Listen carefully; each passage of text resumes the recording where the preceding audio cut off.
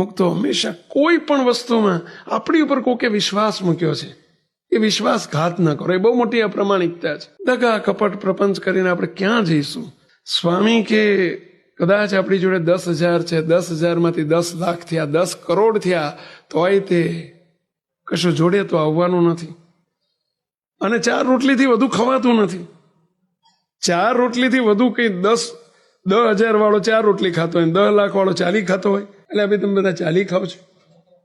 હવે ઉપરથી કોરી ખાય છે. 4 પહેલા ચોપડેલી ખાતા હોય.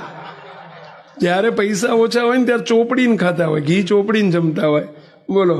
અને જ્યારે ઝાઝા પૈસા થાય ને એટલે કોરી જમતા હોય, અને એથી ઝાઝા થાય ખાખરા જમતા હોય. સાચી વાત છે અભિલે? તો શું કરવા તારે? કોના માટે આ કરો છો?